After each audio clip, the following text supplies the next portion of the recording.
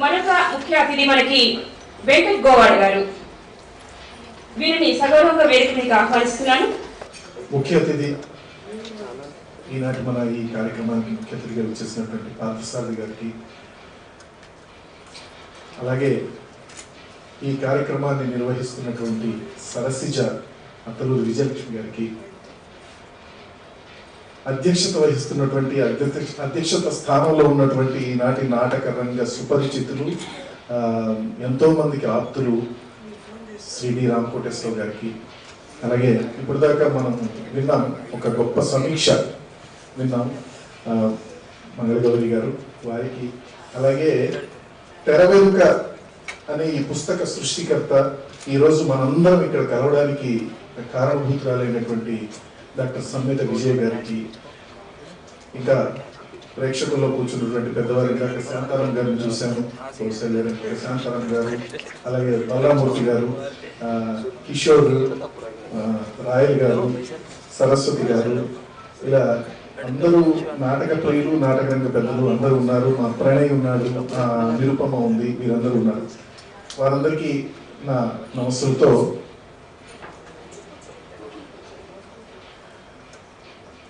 Parthasarathi sir మాట్లాడుతూ ఒక పెద్ద అవలోకనం లాగా అప్పటి నుంచి ఇప్పటివరకు జరిగిందంతా ఆయన చెప్తూ వచ్చారు. ఆయన కాలంలో జరిగింది కానీ అసలు ఒక పుస్తకాన్ని ఈరోజు ఈ పుస్తకాన్ని తీసుకురావడానికి వారు పడ్డ శ్రమ తాలూకు విషయం కానీ, నాటక రంగ బ్యాక్గ్రౌండ్ లో ఉన్నటువంటి కొన్ని విషయాల గురించి కానీ చాలా విపులంగా ఆయన చెప్పడం జరిగింది. ఇక ఆ తర్వాత మాట్లాడినటువంటి మేడం గౌరీ గారు, మంగళగౌరి గారు, వారు పుస్తక సమీక్ష చేసిన విధానం చూస్తే, వారు పుస్తక సమీక్ష చేసిన తర్వాత నాలాంటి వాళ్ళు మాట్లాడటం చాలా రాంగ్ అనిపించింది. అంటే ఆవిడ నా పక్కన కూర్చొని ఒక మాట అన్నారు. ఆవిడ మీ ఏజ్ ఎంత అన్నారు. 25 కదా అన్నారు ఆవిడ. నేను చెప్పక ముందే మీ ఏజ్ అంతా 25 కదా అన్నారు. కాదన్నా, మీరు అబద్ధం చెప్తున్నారు, 25 కదా అంటున్నారు. అలా మనుషుల్ని దగ్గర చేసుకొని సబ్జెక్ట్కి దగ్గర అయిపోయి సబ్జెక్ట్ అందరి ముందు ఆవిష్కరింప చేసేవాళ్ళు చాలా కొద్దిమంది ఉంటారు. అలాంటి ఆవిడ సరే, నేను ఎక్కువగా మాట్లాడకుండా ఒక 2-3 మాటల్లో నేను మీతో ఈ పుస్తకం గురించి, డాక్టర్ సమ్మెట విజయ్ గారు చేసినటువంటి గొప్ప యజ్ఞం గురించి ఒక 2 మాటల్లో నేను అభినందించాల్సి ఉంది. నాకు బాగా దగ్గరైన విషయము, నేను బాగా గర్వించే విషయం ఏంటంటే స్త్రీలు నాటక రంగంతో స్త్రీలు ఎంతవరకు ముడిపడి ఉన్నారు, వాళ్ళకి ఎలాంటి వేదికలు ఉన్నాయి, వాళ్ళకి ఎలాంటి ప్లాట్ఫామ్స్ ఉన్నాయి, వాళ్ళపై వాళ్ళు ఏ విధంగా వాళ్ళని వాళ్ళు చీల్చుకొని బయటకు వస్తున్నారు అన్న విషయంగా నేను ఒకసారి అబ్జర్వ్ చేస్తూ ఉంటాను. అది నా మనసులో అంతర్లీనంగా వెళ్తూ ఉంటుంది ఎప్పటి నుంచో. అలా ఇందాక పార్థసారథి గారు చెప్పినట్టు 15 ఏళ్ళు అయిందో 20 ఏళ్ళు అయిందో, చాలా ఏళ్ళు అయిపోయింది. ఎక్కడ మొదటి పరిచయం అయిందో తెలియదు నాకు సమ్మెట విజయ్ గారితో. నాకు గుర్తులేదు, సారీ అమ్మ, ఏమనుకోవద్దు. ఎందుకంటే ఒకసారి ఎప్పుడు నేను నాటకం వేసినప్పుడు వచ్చి అభినందించుంటారు, పైకి వచ్చి గ్రీన్ రూమ్కి వచ్చి అభినందించుంటారేమో, అప్పుడు మర్చిపోయి ఉంటారు. మళ్ళీ ఒకసారి వచ్చేప్పుడు అభినందించుంటారు, ఏదో చేస్తుంటారు. నన్నే కాదు, నా పక్కన ఉన్న వాళ్ళని, వాళ్ళని, వీళ్ళని, బ్యాక్ స్టేజ్ వాళ్ళని, వీళ్ళని అందరినీ పలకరిస్తారు. ఆవిడ ఈవిడేంటి ఇలా వచ్చి ఇలా పలకరిస్తున్నారు, ఈవిడ ఎవరు అసలు అని ఆరా తీయగా వచ్చిన సమ్మెట విజయ్ గారు ఈరోజు నన్ను గెస్ట్ గా కూర్చోబెట్టారు. ఆవిడ చాలా మందికి అసలు నాటకం అంటేనే సరిగా ఏం నాటకం అంటే, మనం ఇన్ని మాట్లాడతామా, నాటకాలు చూడండి అని చెప్పం, సినిమాకి వెళ్దామని చెప్తాం కానీ నాటకానికి వెళ్దామని ఇంట్లో వాళ్ళకి చెప్పం, ఫ్రెండ్స్కి చెప్పం. మనం పలానా నాటకం బాగుంది, ఆ నాటకం చూసారా మీరు అని ఎక్కడైనా చర్చిస్తామా? పలానా నాటకం బాగుంది, ఆ నాటకాన్ని ఎంతమంది చూశారని ఫేస్బుక్ లో ఏమన్నా పెడతామా? పెట్టం. కలికి వచ్చింది ఎంతమంది చూశారని పెడితే మన కింద ఒక 300 కామెంట్లు 500 కామెంట్లు వస్తాయి కాబట్టి అది పెడతాం. ఈ నాటకం గురించి మనం పెట్టాం. ఇలాంటి సందర్భంలో ఇలాంటి నాటకం గురించి ఇంత పుస్తకం రాయడం ఎవరు చేసే సాహసం ఒక్కసారి చెప్పండి. ఈ పుస్తకం రాయడం అంటే ఏదో మామూలుగా కూర్చొని పెన్ను తీసుకొని ఏదో గీకేయడం కూడా కాదు. నేను మొత్తం చదివాను. అదృష్టవశాత్తు నేను డబ్బులు పెట్టి కొని చదివాను మేడం దగ్గర. నేను ముందే కొన్నాను, క్షమించండి. నేను చదివితే స్పీచ్లో నేను పుస్తకం గురించి చెప్పలేదమ్మా, మీరు చెప్పినాక నేను చెప్పలేను. ఇంకా అంటే వారు నిజంగా దీంట్లో వారు చర్చించిన వాటన్నింటినీ మనం విపులంగా మనం మాట్లాడుకుంటూ పోతే మనకి అది చాలా టైం సరిపోదు. ఇందాక మేడం గారు చెప్పినట్టు దీంట్లో ఉన్నటువంటి విషయ సూచికలో ఉన్నటువంటి తెర వెనుక, రంగస్థలం, తెరలు, ఆహార్యం, రచయిత, దర్శకత్వం, రంగోద్దీపనం, శబ్ద ప్రాధాన్యం, అంతం కాదు ఇది ఆరంభం. ఆ లాస్ట్ లో అంతం కాదు ఇది ఆరంభంలో కూడా వారు మనకు మంచి సూచన చేశారు. మీరందరూ చదువుతారు కాబట్టి నేను అన్ని విపులంగా నేను క్లియర్గా నేను ఇక్కడ చెప్పక్కర్లేదు.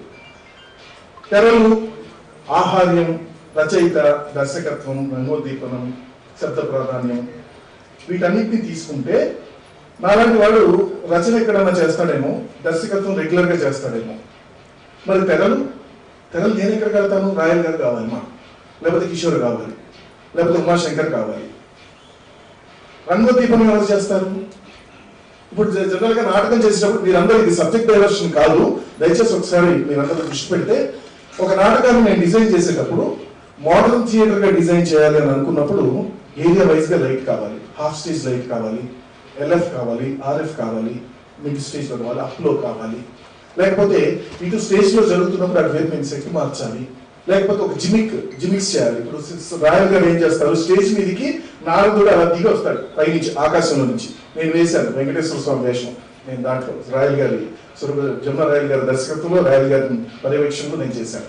అలాంటి టెక్నిక్స్ అన్ని చేయడానికి అంటే మనం ఈ రోజున మనం ఎంత కాదనుకున్నా కూడా ప్రతి నాటకానికి లేదా ప్రతి ప్రదర్శనకి కారకులు, ముఖ్యులు ఎవరు అని అంటే టెక్నీషియన్స్, బ్యాక్గ్రౌండ్ లో ఉన్నటువంటి ఆ టెక్నీషియన్స్. వాళ్ళు అనేది లేకపోతే అసలు నాటకాన్ని మనం ఈ రోజు ఈ విధంగా చూడలేమేమో. నేను నటునండి, నేను డైలాగ్ బాగా చెప్తానని అనుకుందాం కాసేపు, నేను బాగా డైలాగ్ చెప్తాను, నేను బాగా యాక్ట్ చేస్తాను, నేను మంచి కాస్ట్యూమ్ వేసుకొని నేను వచ్చేసి ఈ మామూలు ఈ లైఫ్ లో నేను చేశాను అనుకోండి, మీరు నాటకం అని అనుకుంటారా? ఏదో స్క్రిప్ట్ వేసాడు, అనవసరంగా డైలాగ్ చెప్పి బుర్ర తిన్నాడు అనుకుంటారు. దీని వెనకాల సెట్ మార్చేసి రాయల్ గారికి చెప్పి దీనికి ఒక సపరేట్ లైటింగ్ చేసి నా పక్కన పాత్రని నా పాత్రని ఒక మూమెంట్ లో పెట్టేసేసి దాని ఒక నాటకం మీద తీర్చిదిద్దితే, అబ్బా ఆ సెట్ మారంగానే అసలు ఆ లోకంకి వెళ్ళొచ్చేసాం, ఆ నాటకం చూసినంతసేపు అక్కడికి వెళ్ళొచ్చామన్న భావన మనకి కలుగుతుంది. ఇదంతా చేసేవాళ్ళు టెక్నీషియన్సే. దాని వెనకాల సంగీతం, దాని వెనకాల ఆహార్యం, దాని వెనకాల లైటింగ్, రంగస్థలం మీద ఉన్నటువంటి తెరలు. కొన్ని చోట్ల మనకు పరిషత్తులకు వెళ్తే తెరలు సరిగా ఉండవు, బ్యాక్ తెర ఉండదు, సైడ్ తెరలు ఉండవు, సైడ్ వింగ్స్ లేవు. మేము ప్రాక్టీస్ చేసేటప్పుడు 2 wings 3 wings ఎంట్రీస్ పెట్టుకుంటాం జనరల్ గా. ఇదేంటి, ఆ లెఫ్ట్ లో అది బయటికి వెళ్ళేది అవుటర్ వింగ్ కింద పెట్టుకుంటాం, ఈ మధ్యలో ఒకటేమో మేము ఏదో రూమ్ లోకి వెళ్తున్నాం, బెడ్రూమ్ లోకి వెళ్తున్న వింగ్ కింద పెట్టుకుంటాం. ఆ వింగ్స్ మాకు ఏదైతే డిఫైన్ చేస్తారో అక్కడ ఆ వింగ్స్ ఉండవు మాకు.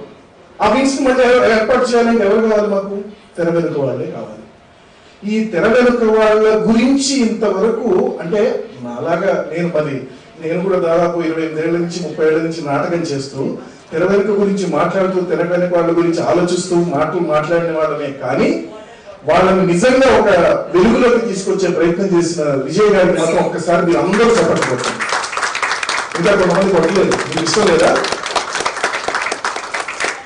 ఎందుకంటే చాలా కష్టం. తెర వెనుక ఉన్న వాళ్ళ గురించి ఆలోచించి నిజంగా వాళ్ళు రాయగలగడం చాలా గొప్ప విషయం. చెప్తున్నాను కదా, మాకు ఇందాక ఎవరో స్పీచ్లు చెప్పినట్టు మాకు ఎక్కడన్నా నాటకం లేదని ఇబ్బంది కలిగింది అనుకోండి, ప్రదర్శన లేదంటే చిన్న లోపం మాకు గమనించామనుకోండి, బయటకు వచ్చి మేము ఫస్ట్ తిట్టేది ఎవరిని తెలుసా?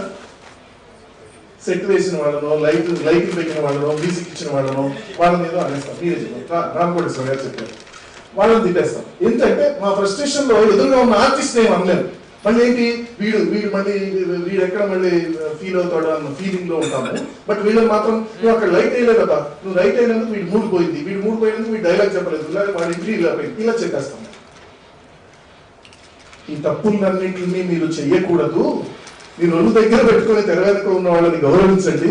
వాళ్ళెంతో గొప్పవాళ్ళు, వాళ్ళు లేకపోతే మీరు లేరు. మీరెంత నటులైతే మాత్రం, మీరెంత దర్శకులైతే మాత్రం, రచయితలైతే మాత్రం వాళ్ళు లేకపోతే మీరు లేరు అని చెప్పి చాలా క్లియర్గా చెప్పిన వారికి నేను ఈ వేదిక మీద నుంచి వారికి మనసారా నేను నమస్కారం అయితే చెప్తున్నాను. ఎందుకంటేనమ్మా నాటకం లేదంటే నేను నమ్మను, నాటకం పోతుందంటే నేను నమ్మను.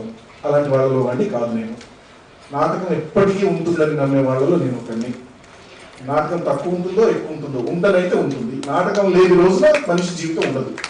ఇందాక మేడం గారు చెప్పినట్టు మన జీవితంలోనే నాటకం ఉంది. నాటకం లేనిది ఎక్కడ లేదు. మనం ప్రదర్శించే విధానంలో మార్పులు వస్తాయేమో కానీ 1 యాక్ట్ వస్తుండొచ్చు, స్కిట్లు వస్తుండొచ్చు, ఇంకోటి వస్తుండొచ్చు, కానీ నటన ప్రక్రియ కానీ నటన ద్వారా మనం ఏదైనా చెప్పేది కానీ ఎక్కడికి పోదు. అది నిరంతరం మనల్ని అంటి పెట్టుకుంటే ఉంటుందని నమ్మే వాళ్ళలో నేను ఒకడిని. మేబీ నేను డైవర్ట్ అయ్యేదో చెప్తున్నాను, బట్ విజయ్ గారు చేసినటువంటి ఈ పెద్ద యజ్ఞాన్ని మనం అందరం కూడా ఆమోదించి ప్రజల్లోకి తీసుకెళ్ళి ఈ పుస్తకాన్ని నలుగురు చదివేలాగా చేస్తేనే దీని ప్రయోజకత్వం ఉంటుంది అని నేను నమ్ముతున్నాను. నా వంతుగా నేను చెప్తాను, మీరందరూ కూడా చెప్పి ఈ పుస్తకాన్ని, అంటే నేను ఫస్ట్ ఏమనుకున్నానమ్మా మేడం, మీరు సారీ, మీరు ఏదైతే సిద్ధాంత గ్రంథం మీరు పిహెచ్డి చేసినప్పటి బుక్ ఏమో అని నేను పొరపడ్డాను నేను ఫస్ట్. కానీ కాదండి, మళ్ళీ అది అయిపోయిన తర్వాత కూడా మళ్ళీ నాటకాన్ని పట్టుకునేందుకు మీరే ఒక 100 నాటకాల్లో నటించలేదు, మీరేమి 100 నాటకాలు రాయలేదు, రాశారు. మీ రచనలు నేను చదివాను, మీరు నాటకం రాశారు. ఇందాక మేడం అన్నారు నాటకం రాయడం చాలా కష్టం మేడం, ఏమనుకోదు. ఏ రచన అయినా చేయొచ్చు, కానీ రచయితలు ఎవరంటే నన్ను తప్పు పట్టకండి.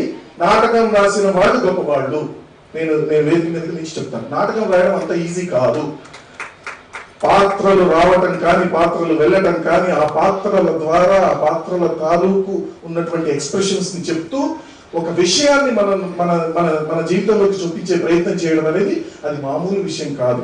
నాటక కళని నాటక రచన చేయడం అనేది మామూలు విషయం కాదు. అలాంటి నాటక రచనలో కూడా వారికి అనుభవం ఉంది. విజయ్ గారికి నాటక రచన అనుభవం ఉంది. నటన పెద్దగా ఎక్కువగా నటన కానీ మిగిలిన వాటిలో లేకపోయినా ఇలా నాటకాలని చూస్తూ ప్రతి చోట తిరుగుతూ ప్రతి నాటకాన్ని చూస్తూ ఓపికగా నాటకం అయ్యేదాకా ఉండి వేదిక మీదకి వెళ్ళి వాళ్ళని పలకరించి ఎందుకు ఇలా పలకరిస్తున్నారు అంటే ఇందుకు పలకరించారు ఇంతకాలం. థ్యాంక్స్ ఎలాట్ అమ్మా.